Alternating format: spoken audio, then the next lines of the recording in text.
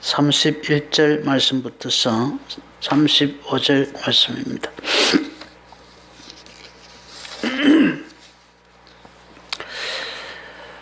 같이 읽겠습니다. 그가 큰 나팔 소리와 함께 천사들을 보내리니 그들이 그의 택하신 자들을 하늘 이 끝에서 저 끝까지 사방에서 모으리라. 무화과 나무의 비유를 배우라. 그 가지가 연하여 지고 잎사귀 그를 내면 여름이 가까운 줄을 아나니 이와 같이 너희도 이 모든 일을 보거든 인자가 가까이 곧 문 앞에 이른 줄 알라. 내가 진실로 너희에게 말하노니 이 세대가 지나가기 전에 이 일이 다 일어나리라. 천지는 없어질지언정 내 말은 없어지지 아니하리라. 아멘. 아멘. 우리는 하나님의 구원 계획의 진행 과정을 성경을 통해서 잘 알고 있습니다. 우리가 하나님이 어떻게 이 인류를 구원하실까 하는 것을 알 수 있는 방법은 우리의 지혜로 아는 것이 아닙니다. 성경의 계시에 의해서 성경이 내가 이 세상에 재림하여 너희들을 구원할 때에 이러한 과정을 통해서 너희들을 구원하겠다. 성경에 그렇게 계시되어 있기 때문에 우리는 하나님의 구원의 진행 과정을 성경을 통해서 잘 알고 있습니다.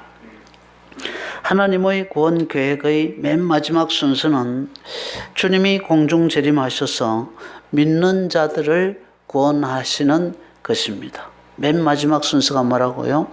공중 재림하셔서 믿는 자들을 하늘로 불러 올리셔서 구원하시는 것, 그것이 성경에 나타나 있는 주님의 구원 계획의 마지막 순서입니다. 그 전에 믿는 자들에게 일어나는 현상은 첫 번째가 예배의 타락입니다. 믿는 자들에게서 예배가 타락한다는 것입니다. 성전 기능이 마비되어서 예배가 타락하는 것이 구원 과정의 순서 중에서 첫 번째로 일어나는 그런 현상입니다.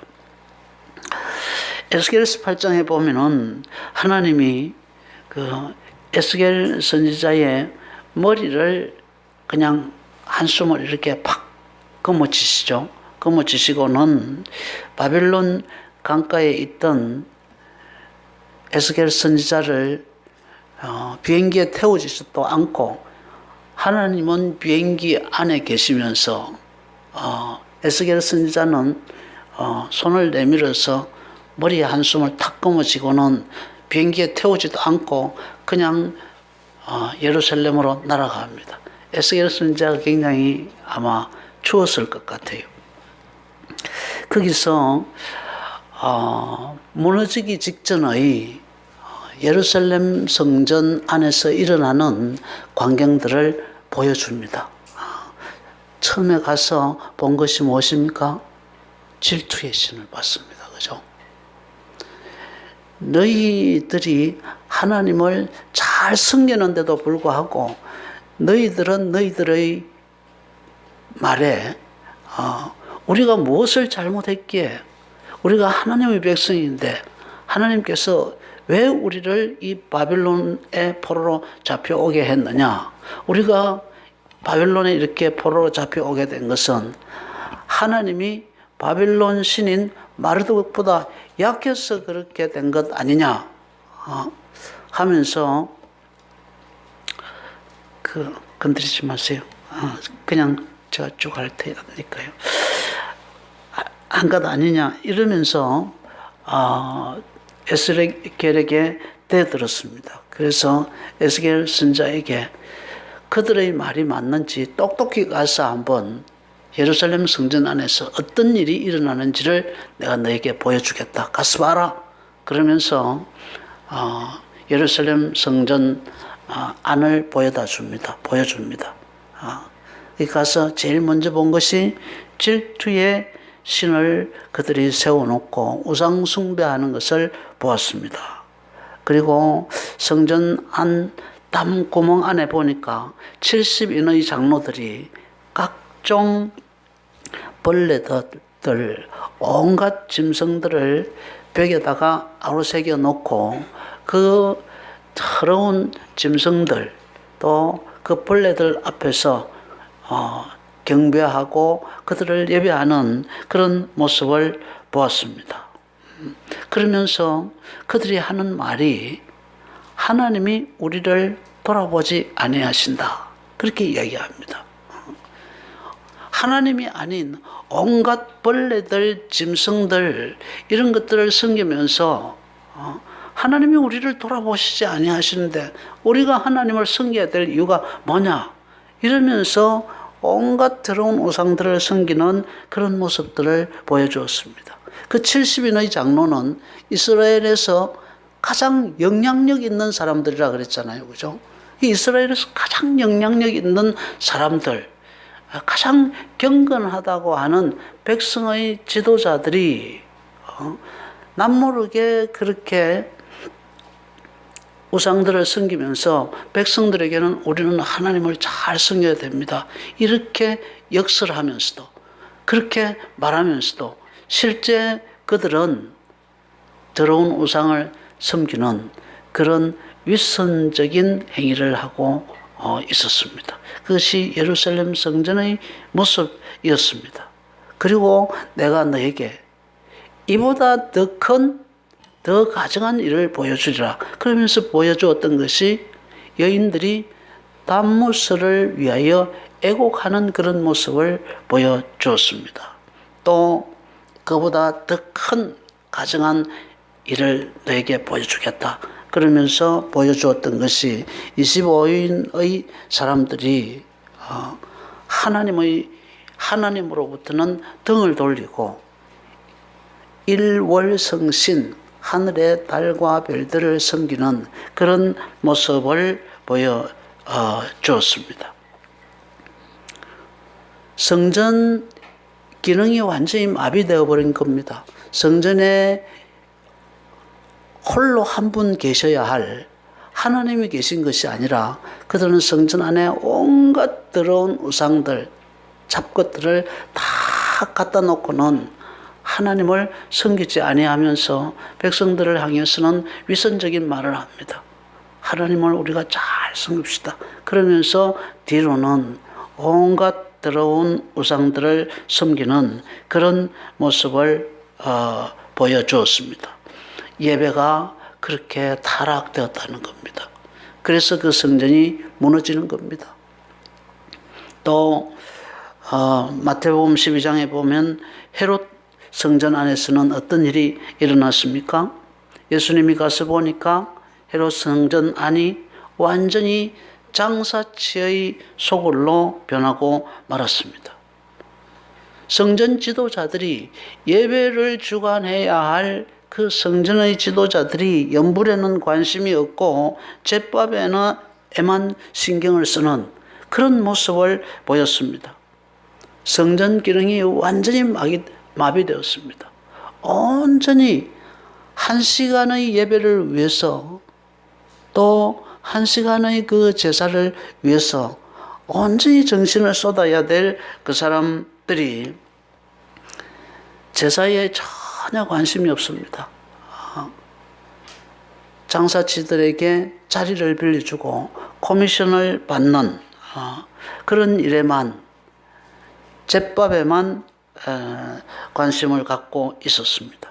성전 기능이 완전히 마비됨으로 인해서 예배가 타락된 그런 모습을 헤롯 성전 안의 모습이 비춰주고 있는 겁니다. 그래서 그 성전이 어떻게 되어집니까? 돌 하나도 첨놓이지 않고 완전히 파괴되어지는 그런 운명을 맞게 되어지는 것입니다. 교회가 성전의 유일한 목적, 교회의 유일한 목적인 예배와 복음 선교 여기에서 벗어나게 되어지면 존재할 가치가 없는 것입니다. 무너졌던 모든 성전들은 성전의 기능이 사람들의 욕심 때문에 마비되어서 예배가 타락되었기 때문에 일어났던 현상이었습니다. 말세에 일어날 현상 중에 제일 첫 번째가 뭐라고요? 예배가 타락된다는 겁니다. 마치 하고 싶은 대로 예배 드리는 겁니다. 두 번째로 하나님의 구원 계획 중에서 두 번째로 마지막이 오기 전에 일어나는 현상은 사랑이 식어지고 믿음이 식어지는 것입니다. 마태복음 24장입니다. 오늘 본문 24장 10절 말씀 한번 볼까요? 10절.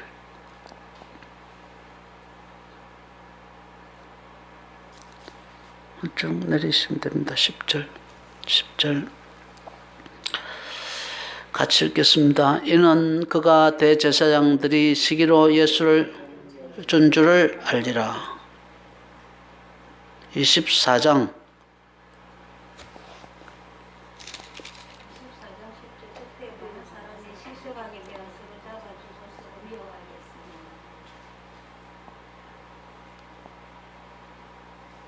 24장 10절.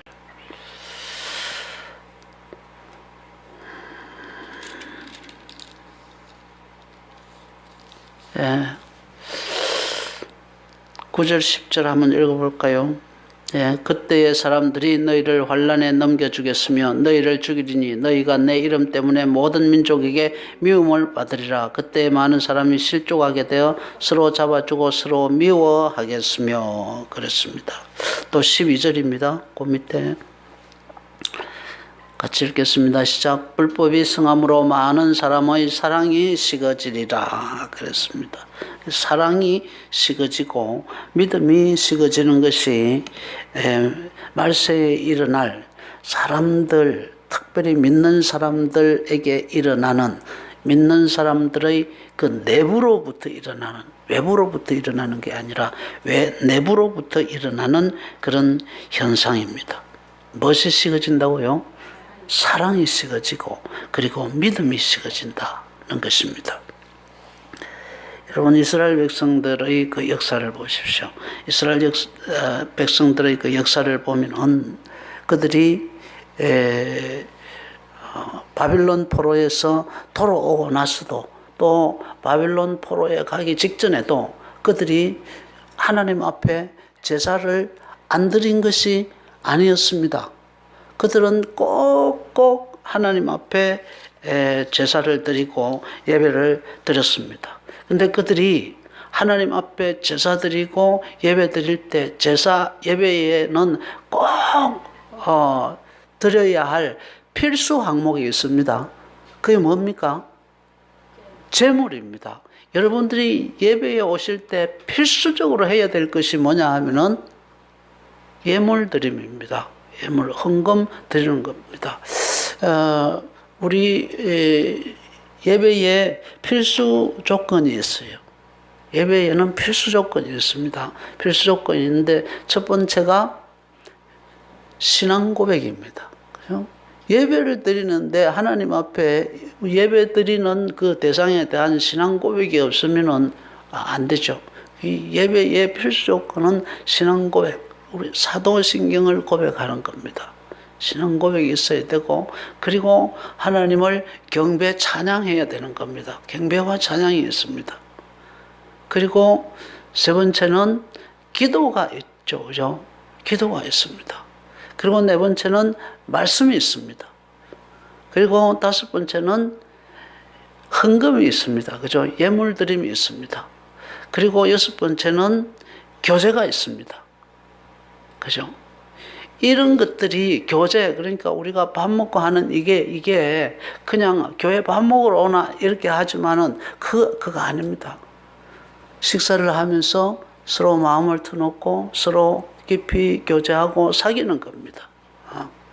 이런 5가지 내지 6가지의 이런 항목들, 신앙 고백, 그리고 경배 찬송, 그리고 기도, 그리고 말씀 선포, 그리고 예물 드림, 그리고 교제, 그리고 예배가 그 형식적인 교회 예배가 끝나고 나면은 그 마음의 그 열정을 가지고 밖에 나가서 증거하는 것, 정인으로 사는 것, 이것이 예배입니다. 예배. 이 예배의 끝이에요.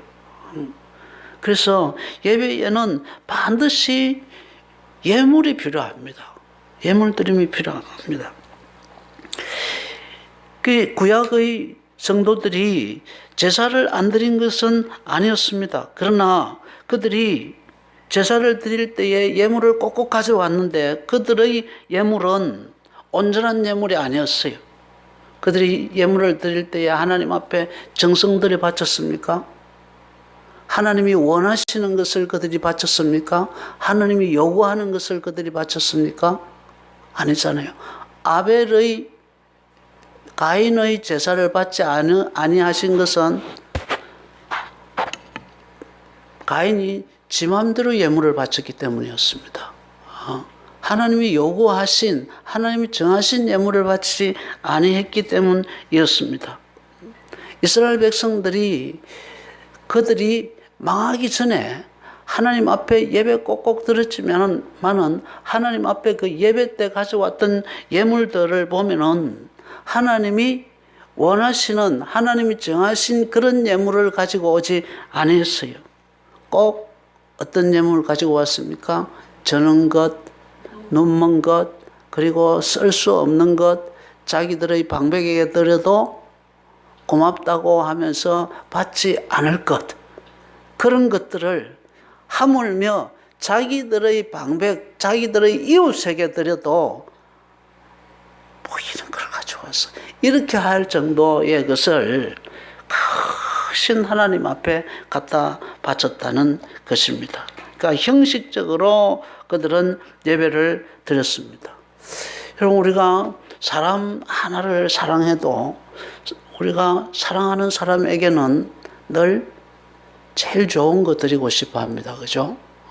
그가 원하는 것이 무엇인가? 그가 생일날 정말 받고 싶은 것이 무엇인가? 그거를 생각하고 그 사람에게 소용되는 것, 그가 원하는 것을 주고, 그가 원하는 것 중에서도 그가 받아서 야, 이거 참 이거 귀한 거구나. 내가 원하는 것 중에서도 정말로 귀한 것을, 정말로 성의를 다해서 이것을 준비했구나 할 정도로 그 사람을 감동시키기 위해서 제일 좋은 것을, 원하는 것 중에서도 제일 좋은 것을 우리가 줍니다.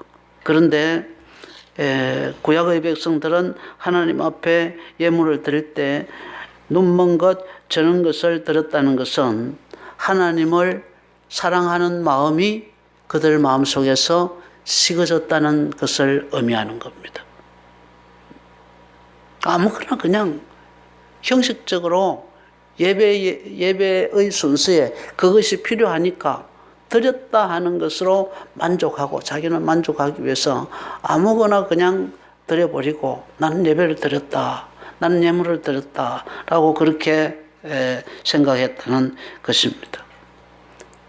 그래서 하나님께서 이스라엘 백성들을 향하여 이 백성들이 입으로는 나를 사랑한다고 말하지만 마음은 나에게서 멀도다 라고 그렇게 이사야 선지자를 통해서 그렇게 말하고 있고, 또 이사야 선지자를 통해서 하나님께서 그렇게 자기에게 예배드리는 그 백성들을 향해서 너희들이 드리는 그 예배에 내가 이미 식상했다라고 그렇게 이야기합니다.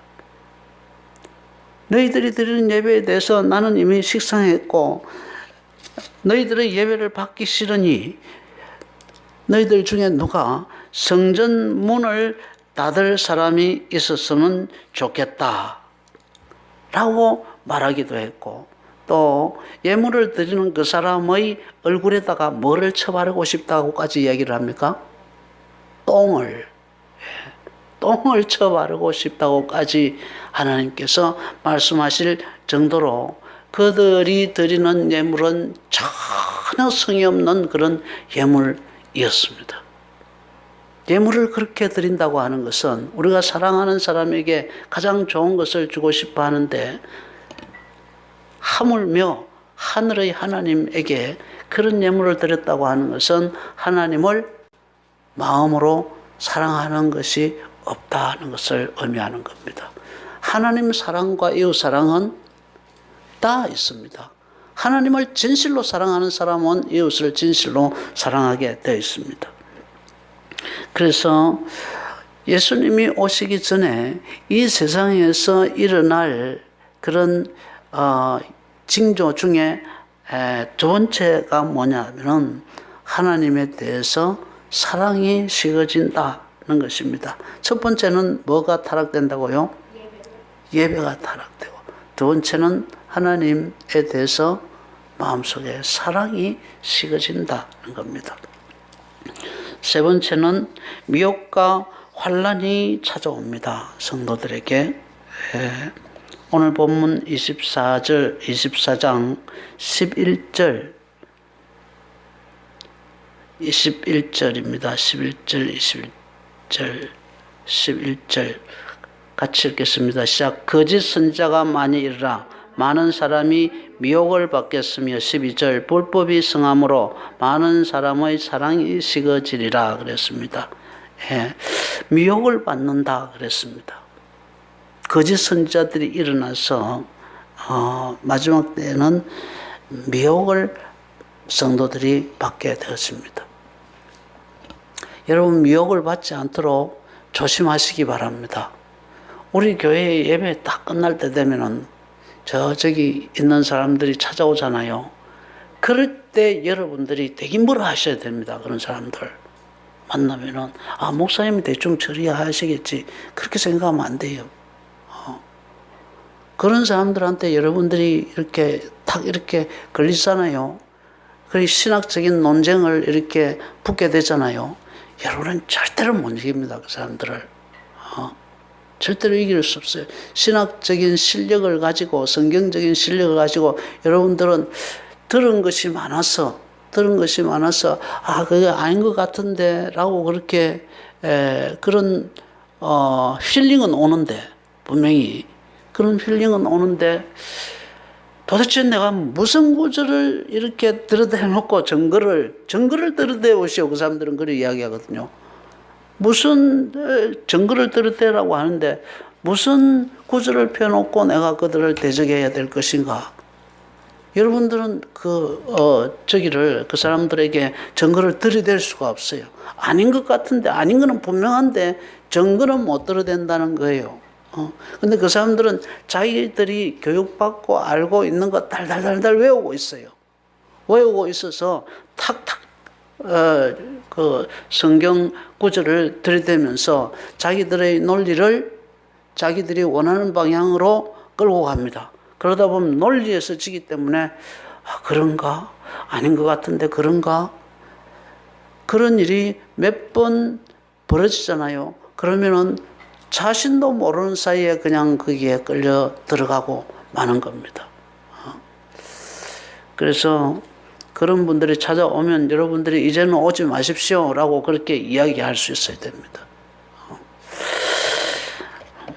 그런 분들은 굉장히 집요하잖아요. 그죠? 우리 예수 믿는 사람들은, 정상적으로 예수 믿는 사람들은 부끄러움이 많고 용기가 없어요. 그리고 실력이 없는 게 아니라 열정이 없습니다. 열정이 없어서 말하지를 못해요. 근데 그분들은 나름대로 실력도 있고 자기들 나름대로입니다. 자기들 나름대로 실력을 갖추고 열정이 아주 대단합니다. 얼마나 대단하느냐 하면은 목사 앞에서 설교하려고 하는 그런 정도로 열정을 가지고 있습니다. 그래서 그런 자들이 오면은 우리가 넘어가기 쉬우니까, 미혹당하기 쉬우니까 처음부터 그런 사람들은 끊어내야 되는 겁니다. 21절 보겠습니다. 본문 21절. 네, 쭉 21절 한번 봅시다. 같이 읽겠습니다. 시작. 이는 그때에 큰 환란이 있겠음이라. 창세로부터 지금까지 이런 환란이 없었고 후에도 없으리라. 아멘. 네. 미혹과 환란, 이것이 온다는 것입니다. 마지막 때에.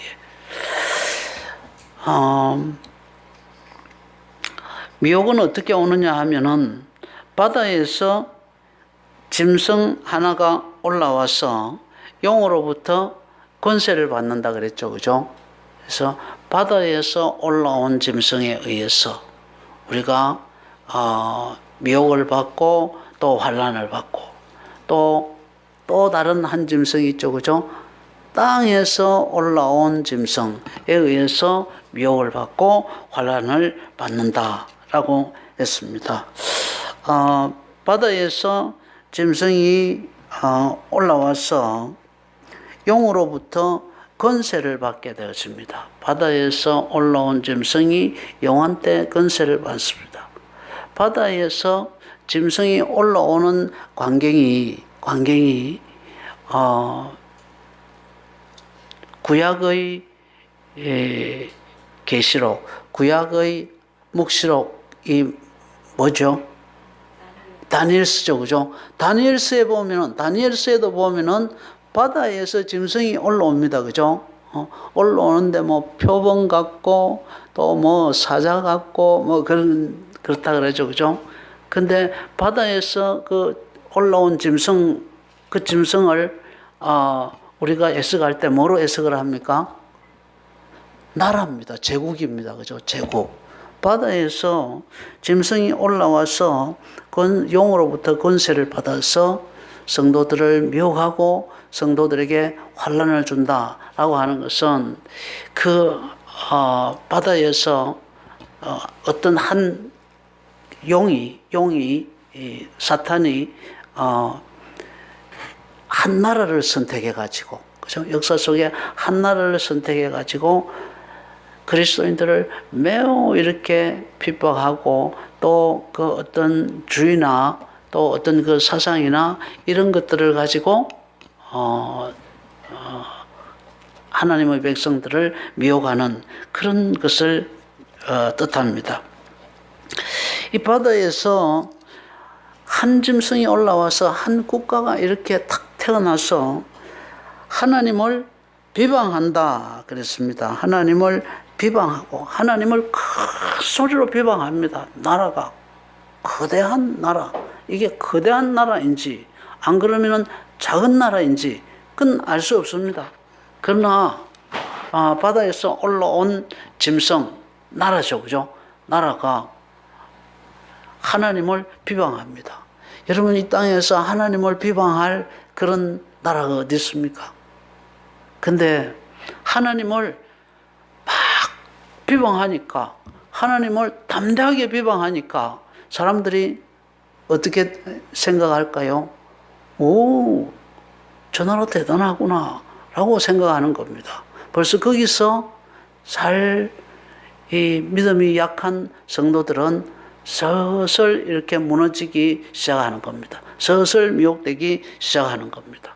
워낙 담대하게 하나님을 비방하니까, 워낙 담대하게 하나님의 이 진리의 말씀에 대해서, 하나님의 말씀에 대해서 반대하고 나오니까 거기에 그냥 스르르 넘어지게 되어지는 겁니다. 여러분, 19세기에 그 정신분석학자 누구죠? 프로이드 같은 사람, 칼융 같은 사람들, 이런 사람들, 또 19세기에 공산주의를 주창했던 마르크스 엥겔스 같은 사람들, 너무나 그럴듯한, 그죠? 너무나 그럴듯한 이상주의적인 사상을 가지고 나와서 하나님을 대적하는 겁니다. 또 19세기에 다윈, 그죠? 종의 기원을 쓴 다윈, 너무나 과학적으로 하나님의 창조론을 부정하는 겁니다. 그러니까 온 세계, 19세기의 온 세계의 나라들이 기독교 국가와 불신 국가를 물어나고 온 국가들이 다 다윈의 종의 기원을 다 수용하고 받아들이게 되었습니다.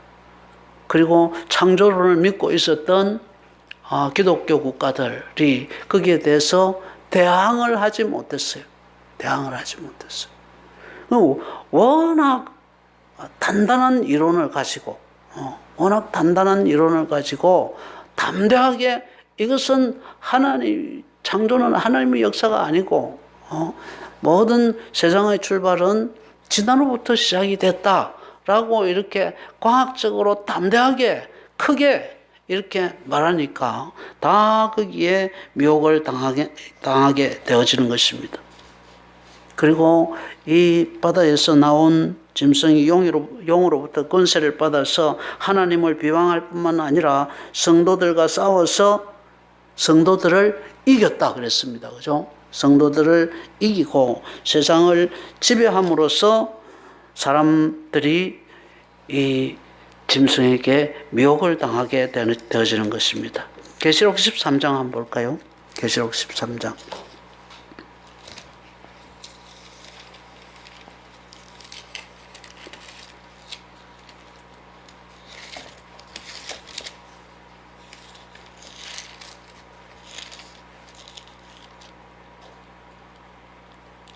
네. 1절. 같이 읽겠습니다. 시작. 내가 보니 바다에서 한 짐승이 나오는데 뿔이 10이요 머리가 7이라 그 뿔에는 10왕관이 있고 그 머리들에는 신성모도 가는 이름들이 있더라 그랬습니다. 네. 자, 조금 내려보세요. 바다에서 짐승이 올라오는데 뿔이 10이요. 뿔이 10이라고 하는 말은 힘이 있다는 뜻입니다.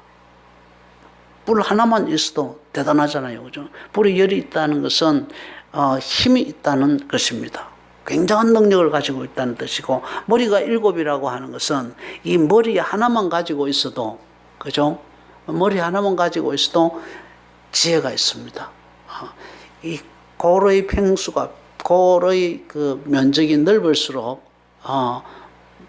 더 지혜롭고 더 우수하죠. 근데 머리가 7이니까 굉장히 지혜롭다는 겁니다.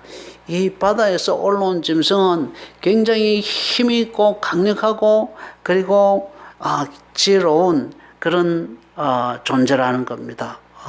그 뿔에는 10왕관이 있고 지혜로울 뿐만 아니라 강하면서 그리고 10왕관이 있다고 하는 것은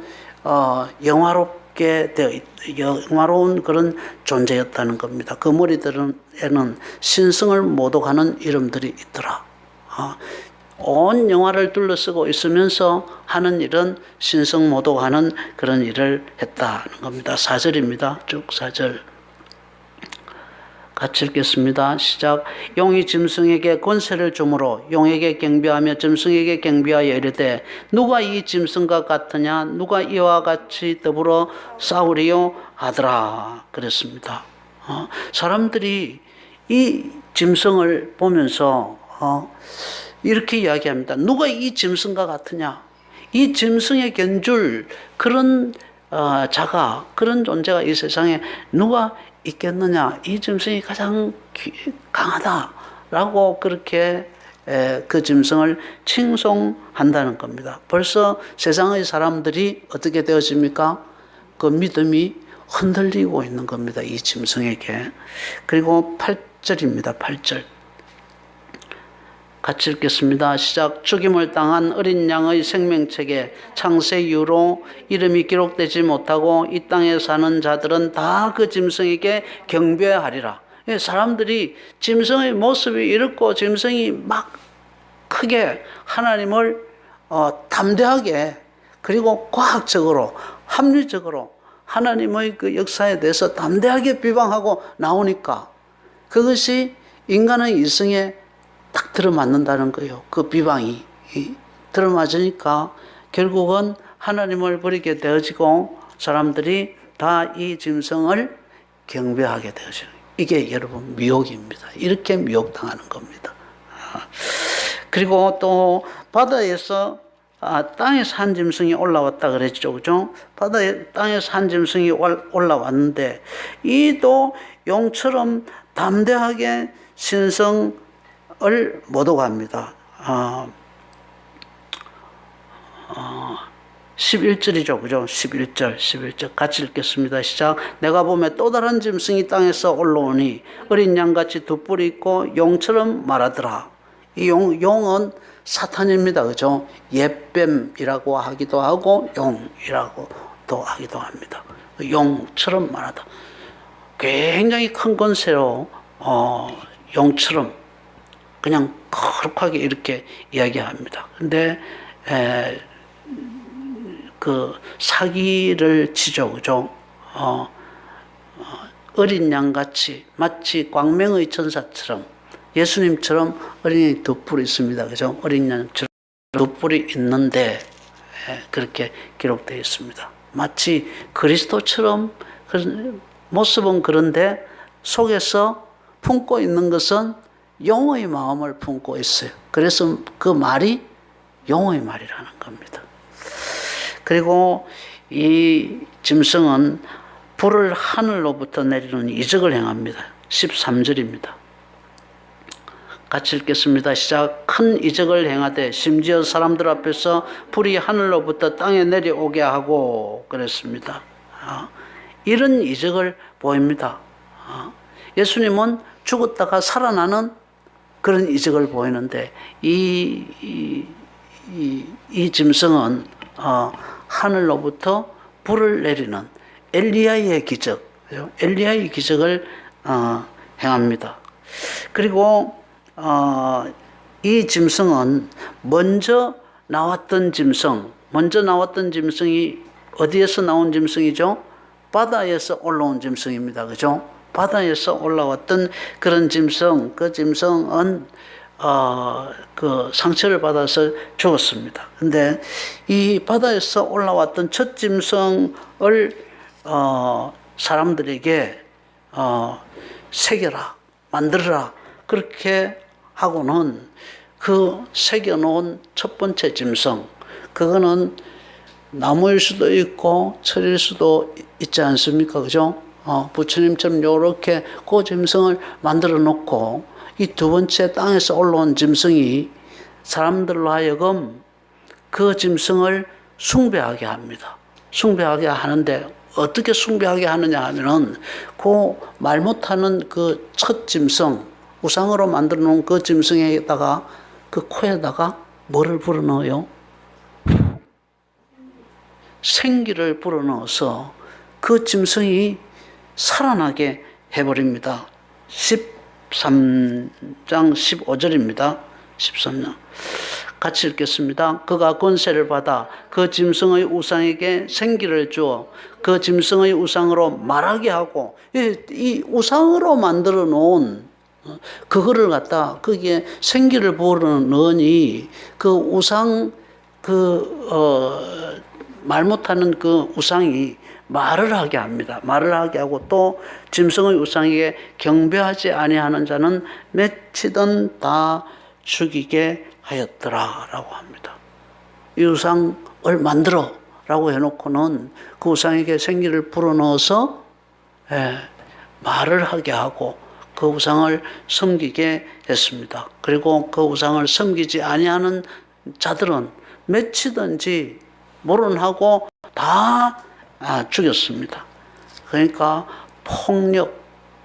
폭력으로 기적과 폭력으로 사람들을 미혹하는 겁니다. 그리고 네 번째는 길드, 협동조합이죠, 그죠? 길드를 만들어서 이 길드의 그 협동조합의 조합원들은 다 어떤 사람입니까? 황제를 숭배하는 사람들입니다. 그 사람들로 하여금 황제 숭배에 표를 받게 하고, 만약에 그 표를 받지 않는 사람, 그 협동조합에 들어오지 않는 사람, 다시 말하면은 협동조합에 들어와서 황제를 숭배하지 않는 사람들은 매매를 하지 못하게 하는 겁니다. 그러니까 매매를 하지 못하니까 먹고 살 것이 없게 되어지는 거죠. 생활이 전혀 안 되게 하는 겁니다. 이렇게 경제적인 곤란, 어려움, 지금 뭐 LH 사건, LH 이거 나니까 젊은 사람들이 막 들고 일어나잖아요. 여러분, 이건 본질이 아닙니다. 이건 본질이 아니고 이거보다 더 큰 문제가 우리나라에 있는데 사람들은 이제 영적인 눈이 안 떠져서 그냥 먹고 사는 문제, 오늘 사람이 떡으로만 살 것이 아니요 하나님의 입에서 나오는 말씀으로 살 것이라고 했는데 사람들은 지금 현재 이 피부에 닿는 이 문제가 크단 말이죠. 요한계시록의 시대에도 가면은 바로 이 먹고 사는 문제를 가지고 사람들을 옥죄입니다. 옥죄니까 사람들이 결국은 손들어 버립니다. 손들고 그냥 황제 숭배하겠습니다. 이렇게 나오게 만드는 겁니다. 용은 이렇게 성도들을 하늘에서 불을 내리고 그리고 생기를 불어넣어서 우상이 마르게 하고 그리고 경제적인 문제로 옥죄어가지고 사람들을 탄압하고 환난을 줌으로써 결국 진리에서 떨어지게 만들어버리는 겁니다. 저렇게 크게 과학적으로 합리적으로 하나님의 창조에 대해서 반대 제안을 내어놓고 하는 사람, 저 사람의 생각이 더 옳은 것 같다. 그리고 또 저 사람이 하는 것을 보니까 그냥 우상에게, 말 못하는 우상에게 생기를 불어넣으니까 말을 하잖아. 저 사람이 진짜 그리스도인 것 같다. 그리고 저 사람이 저런 경제정책을 쓰는데 저런 사람이 설마 우리 죽이려고 그러겠느냐? 이러면서 다 거기에 쏙혀 넘어가게 만들어버립니다. 이렇게 기적과 그리고 탄압으로 성도들을 미혹하는 것입니다. 요때에 거의 대부분은 넘어지게 되어 있습니다. 요때 넘어질 자들은 다 넘어지고 또 요때 끝까지 믿음을 지킬 자들은 또 끝까지 믿음을 지키는 것입니다.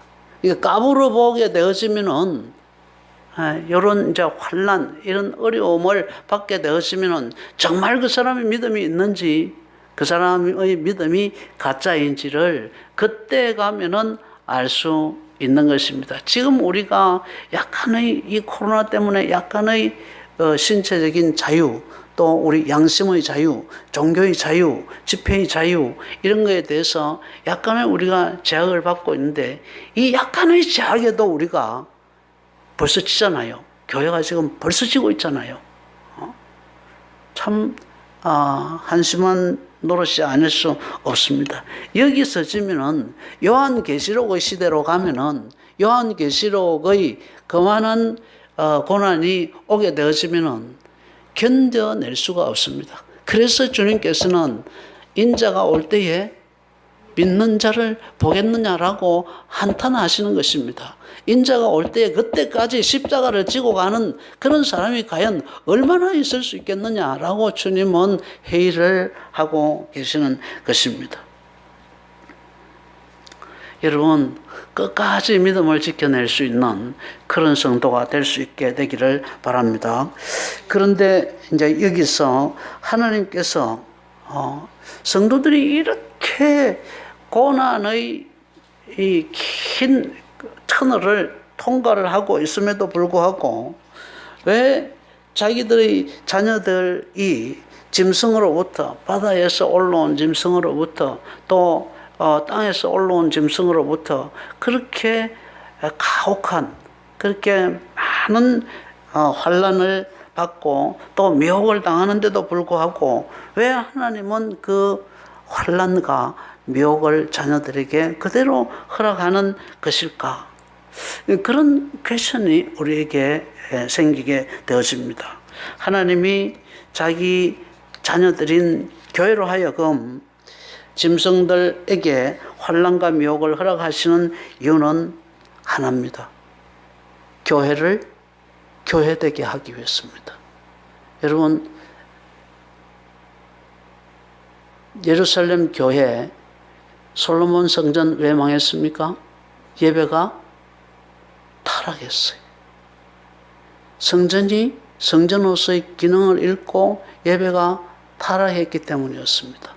그들의 마음속에 하나님을 사랑하는 마음이 없어져 버렸어요. 예배는 늘 드렸어요. 예배는 늘 드렸지만 마음속에는 하나님을 사랑하는 그 마음이 없었기 때문이었습니다. 믿음이 식어졌기 때문이었습니다. 그래서 믿음을 회복시키고 교회를 교회답게 만들고 그리고 하나님에 대한 사랑을 회복시키기 위해서였습니다. 오늘 마태복음 24장 다시 한번 볼까요? 24장 30절 마태복음 24장 그 밑에 있는데 33절부터 35절 같이 읽겠습니다. 이와 같이 너희도 이 모든 일을 보거든 인자가 가까이 곧 문 앞에 이른 줄을 알라. 내가 진실로 너희에게 말하노니 이 세대가 지나가기 전에 이 일이 다 일어나리라. 천지는 없어질지언정 내 말은 없어지지 아니하리라. 주님이 오시기 전에 반드시 이런 일들이 일어날 것입니다. 반드시 이런 일이 일어난다고 주님은 말하고 있습니다. 성전 기능이 마비되고 예배가 타락하고 교회를 자기의 이익에 따라서 다니고 교회를 선택할 때 아침에 이야기한 것처럼 어떻게 하면 십자가 안 지는 교회, 십자가 없는 교회를 갈까? 어떻게 하면 십자가 없는 교회에서 편안하고 우아하게 신앙생활 할 수 있는 그런 교회를 갈 수 있을까? 그렇게 사람들의 마음속에 주님을 향한 십자가를 위해서 헌신하고자 하는 그런 마음이 없는 그런 시대가 되어지고 그래서 예배가 타락하고 예수님에 대한 믿음과 사랑이 식어지고 환난과 미혹이 반드시 일어나게 되어질 것입니다. 거짓 선지자들과 거짓 그리스도가 나타나서 할 수만 있으면 미혹할 것이라고 미리 성경은 우리에게 일러줍니다. 이런 일들이 내가 오기 전에 일어날 것이라고 성경은 이야기하면서 택함을 받은 성도라 할지라도 사단 마귀는 이런 일들을 일으켜서 택함 받은 자라고 할지라도 할 수만 있으면 미혹해서 지옥으로 끌고 가려고 할 것이다. 그렇게 미리 알려주십니다.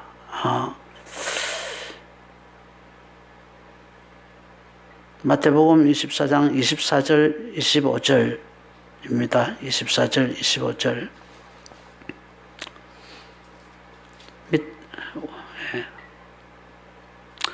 같이 읽겠습니다. 거짓 그리스도들과 거짓 선자들이 일어나 큰 표적과 기사를 보여 할 수만 있으면 택하신 자들도 미혹하리라. 보라 내가 너희에게 미리 말하였노라.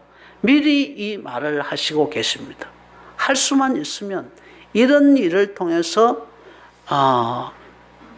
택하신 자라 할지라도 반드시 미혹할 것이다. 반드시 쓰러뜨리려고 할 것이다. 내가 너희에게 이것을 미리 말하였다.